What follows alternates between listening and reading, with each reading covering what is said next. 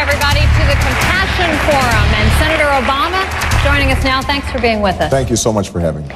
So I'm going to start with something that's been in the news. I don't have to tell you that you made some comments recently that are generating a lot of controversy.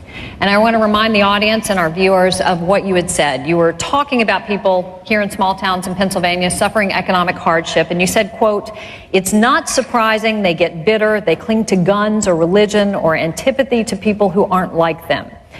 And to a lot of the religious leaders in this room, to a lot of decent, hardworking people out there, it may have come across as you attacking their values or their religion, suggesting that people are clinging to religion. Well, first of all, Scripture talks about clinging to what's good.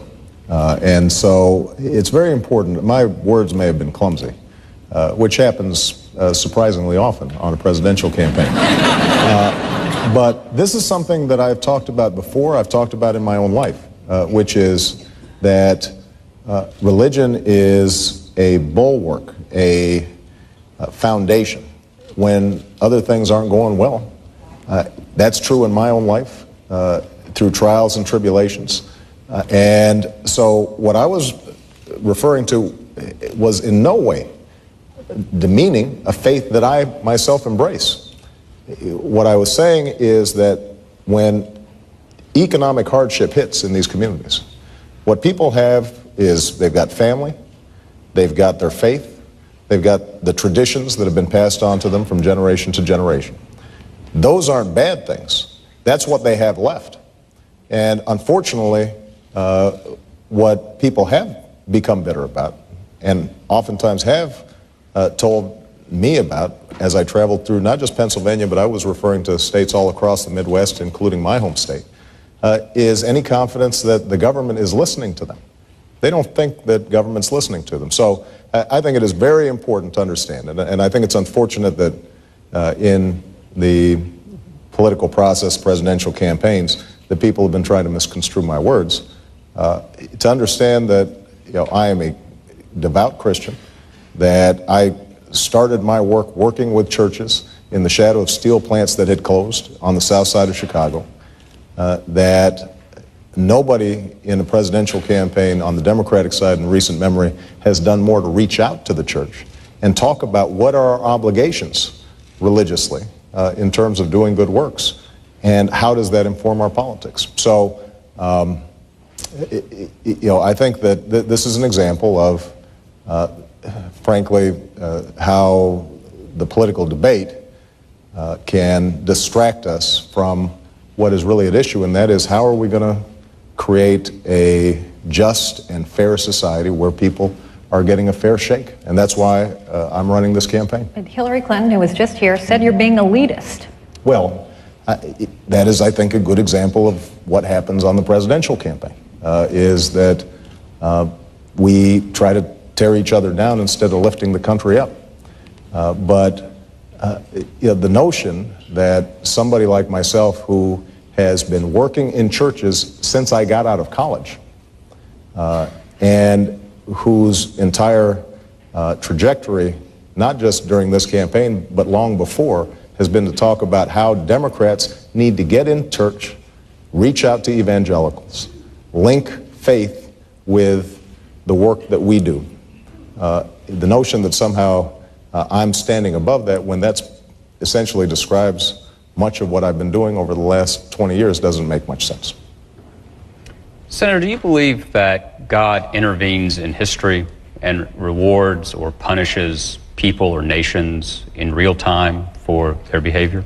What I believe is that God intervenes, but that his plans are a little too mysterious for me to grasp. And so what I try to do is, as best I can, be an instrument of his will, to act in what I think is accordance to the precepts of my faith.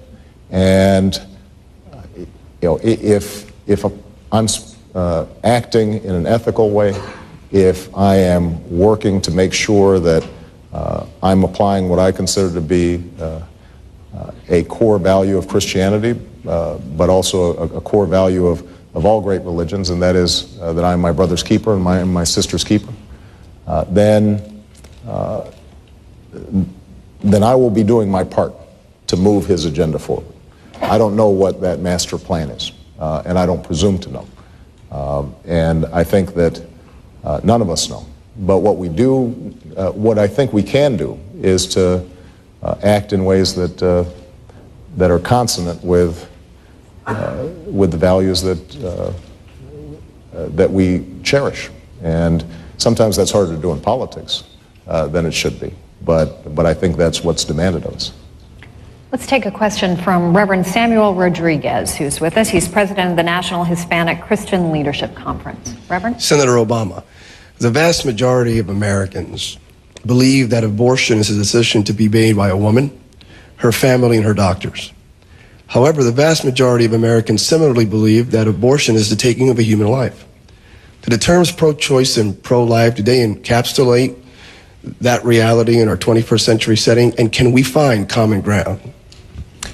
I absolutely think we can find common ground. And it requires a couple of things. Number one, it requires us to acknowledge that there is a moral dimension to abortion, which I think that all too often those of us who are pro-choice have not talked about or tried to tamp down.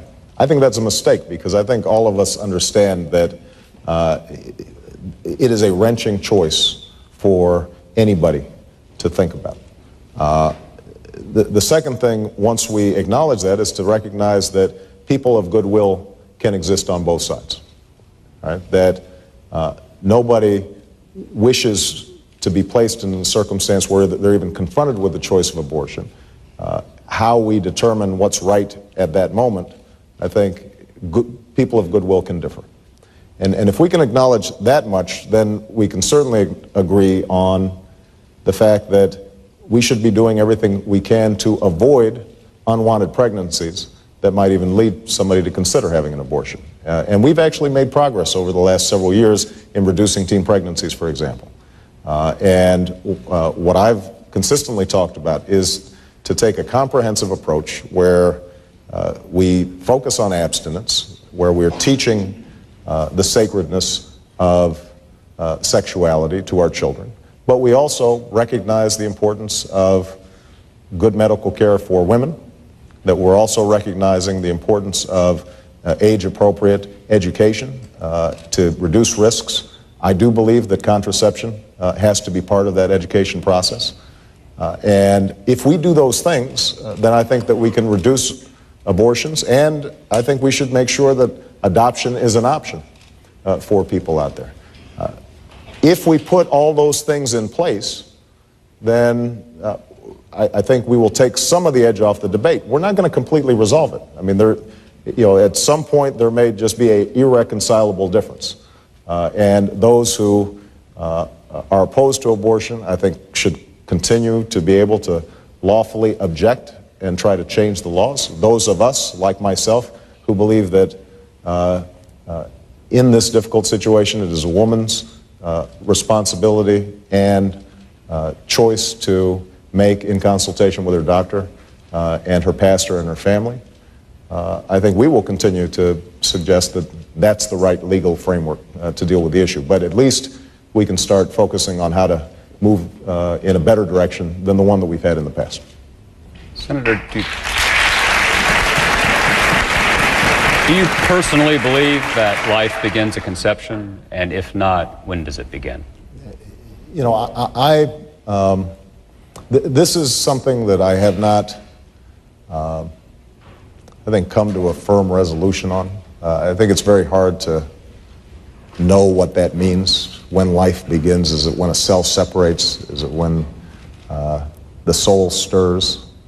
So I don't presume to know the answer to that question.